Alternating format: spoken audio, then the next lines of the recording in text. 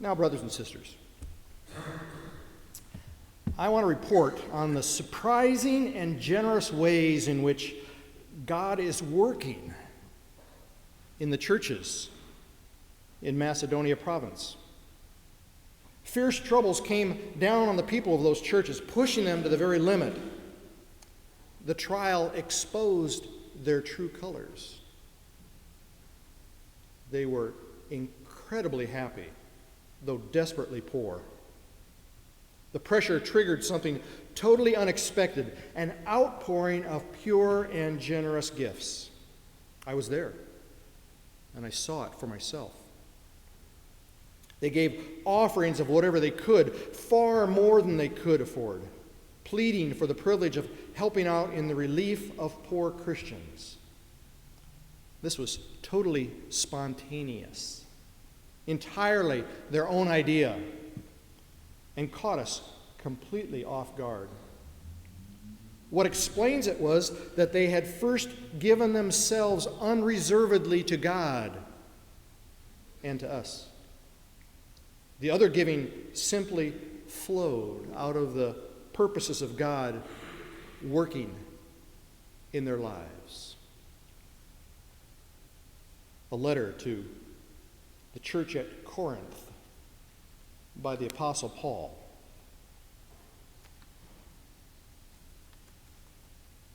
This is the second sermon in a 4-part series that I've called Imagine What God Has Yet to Do. Allow me to share with you why I felt impelled to give the series that title. We have had a little over 6 months together in this community of faith. And over that time, I have witnessed this congregation accomplishing some amazing ministry. I've experienced you opening your hearts and your doors a bit wider. I've listened to some of your stories of reaching out to others at work and in the community and in this church. And I can't help but imagine what God has yet to do through all of us. That's not any kind of a boast, except my boasting in God and what God is capable of. And let me tell you, God is capable of causing us to do the unexpected.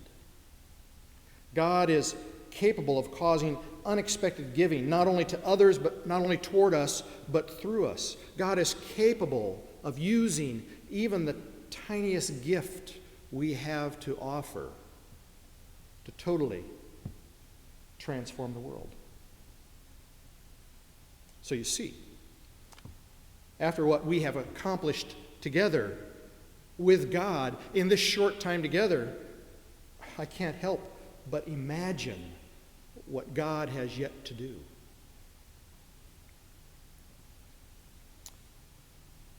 I've got another story for you. It comes from a book written by Robert Shackleton about Russell Conwell, who was the founder of Temple University in Philadelphia. Conwell was pastor of Temple Baptist Church at the time that this story was occurring. When Dr. Conwell first assumed charge of the little congregation that led him to Philadelphia, it was really a small church, both in numbers and in the size of the building that it occupied. But it quickly became so popular under his leadership that the church services and Sunday service, school services were both so crowded that there wasn't enough room for all who came. And there were always people being turned away. Turned away from worship. Can you imagine that? One afternoon, a little girl by the name of Hattie Mae Wyatt, who had eagerly wished to attend, turned away from the Sunday school door, crying bitterly because they had told her that there just wasn't any more room for her. There just wasn't any more room. A tall, black-haired man walking past noticed her tears and and stopping, asked her why she was crying. And so sobbing, she replied that it was because they just couldn't let her into the Sunday school room. I lifted her to my shoulders, says Dr. Conwell in telling of this. For after hearing this story elsewhere, I asked him to tell it to me himself, for it seemed almost too strange to be true. I lifted her to my shoulder, and one realizes the pretty scene that it must have made for the little girl to go through the crowd of people, drying her tears and riding proudly on the shoulders of the kindly, tall, dark man. I said to her that I would take her in, and I did so. And I said to her that we should someday have room big enough for all who should come. And when she went home, she told her parents. I only learned this afterward. That she was going to save money to help build the larger church and Sunday school that Dr. Conwell wanted. Her parents pleasantly humored her in the idea and let her run errands and do little tasks to earn pennies. And she began dropping the pennies into her bank. Dr. Conwell shared with Shackleton. She was a lovable little thing, but only a few weeks after that, she was taken suddenly ill and died. And at the funeral, her father told me, quietly, of how this little girl had been saving money for a building fund. And there, at the funeral, he handed me what she had saved. 57 cents in pennies. Dr. Conwell does not say how deeply he was moved. He is, after all, a man of very few words as to his own emotions, but a deep tenderness had crept into his voice. At a meeting of the church trustees, I told of this gift of 57 cents, the first gift toward the proposed building fund of the new church that was still some time off to exist. For until then, the matter had barely been spoken of, as a new church building had been simply a possibility for the future. The trustees seemed much impressed, and it turned out that they were far more impressed than I could possibly have hoped. For in a few days, one of them came to me and said that he thought it would be an excellent idea to buy a lot on Broad Street, the very lot on which the building now stands. It was characteristic of Dr. Conwell that he did not point out what everyone else who knows him would understand, that it was his own inspiration put into the trustees which resulted in this quick and definite move on the part of one of them. I talked the matter over with the owner of the property and told him of the beginning of the fund, the story of the little girl. The man was not one of our church, nor, in fact, was he a churchgoer at all, but he listened attentively to the tale of the 57 cents and simply said he was ready to go ahead and sell us that piece of land for $10,000, taking, and the unexpectedness of this deeply touched me, taking a first payment of just 57 cents and letting the entire balance stand on a 5% mortgage. Dr. Conwell's story continues, and it seemed to me that it would be the right thing to accept this unexpectedly liberal proposition, and I went over the entire matter on that basis with the trustees and some of the other members, and all the people were soon talking of a new church. But it was not done in that way after all. For fine though that way would have been, there was one still finer. Not long after my talk with the man who owned the land and his surprisingly good-hearted proposition, an exchange was arranged for me one evening with the Mount Holly Church, and my wife went with me.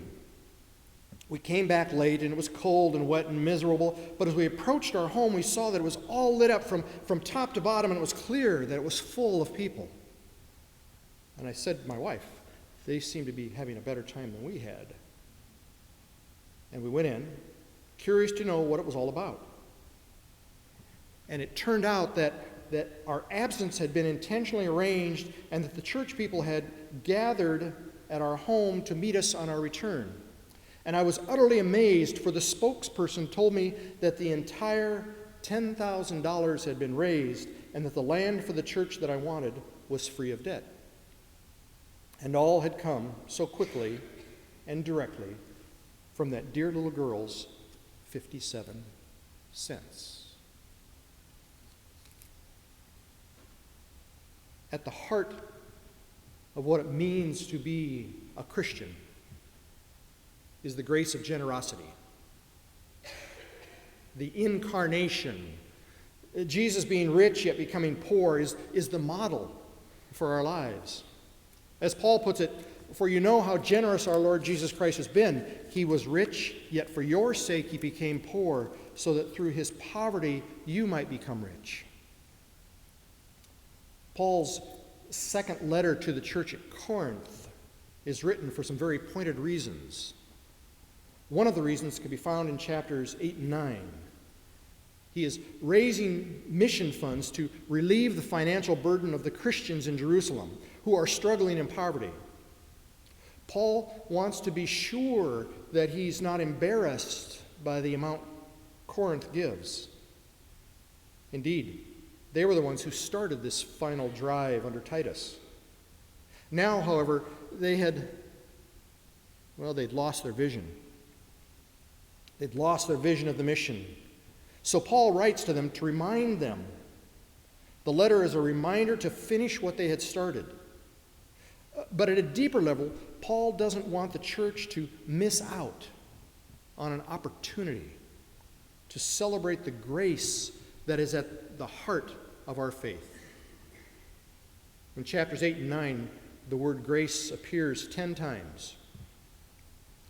Grace is our word for the New Testament word charis, which refers to God's graciousness towards all mankind. Grace is not a thing, but is the transformation of human life. Or as the Greek fathers Irenaeus and Athanasius proclaimed, it is the deification of human life. Grace is the act of becoming like God. All we have and all we are is a free gift from God. All that we do in response to that gift is also a grace. Paul is writing to let the church at Corinth know about the grace that God has given another group of churches, the Macedonian churches. The Macedonian churches were transformed, and out of their joy they did what they could to transform others. They didn't do what was expected. They refused to respond out of their poverty with a poverty of spirit. Theirs was a response of grace. Paul wanted the Corinthians to know what they had started and the joy that it was causing, in the heart of others. So what does a story of 57 pennies and an old letter to a church have to do with us? I think everything, but perhaps not what you might expect. Yes, we need to raise money to pay for the upkeep of this building and to pay salaries, to raise money to feed the hungry and clothe the naked and set free the oppressed. And your 57 pennies will add up to make what needs to happen. But that's not the point. You see, Paul needed the financial backing of all the churches to support the ministries and those mired down in poverty. But that's not the point either. The point, as I see it with my limited vision, is the fact that we are transformed individuals. We no longer are stuck approaching life out of a poverty of the soul. We have been touched with grace, and we are now rich. For you know the grace of our Lord Jesus Christ, that though he was rich, yet for your sakes he became poor, so that through you his poverty might become rich. We are now rich. We are no longer stuck approaching life out of a poverty of the soul. We have been touched with grace, and we are now rich. In case you didn't hear it, let me repeat it one more time. We have been touched with grace, and we are now rich. The question that is asked of us, the question that God has always asked of us, is this: what are you going to do with the wealth you now have? How are you going to live a life that is transformed?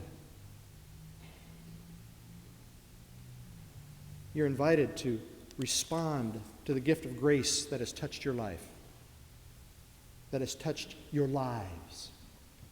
Do the unexpected. Live your life according to what you have, not according to what you think you don't have.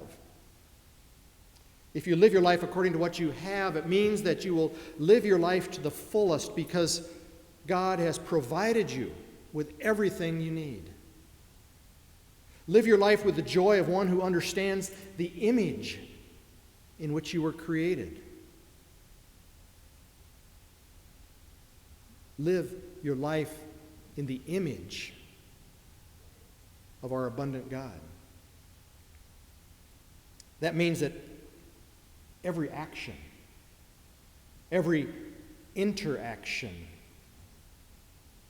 every reaction has the potential to impact someone else with the very same gift of grace that has impacted you. Invest every penny from heaven that has gone into creating the richness of who you are, and you will be surprised, you will be amazed at the return. There's much to do as we reach out together in God's love. Just imagine what God has yet to do in the life of and through the ministry of this church, this little church. I invite you to do the unexpected and live in the grace that is now yours. Just a thought.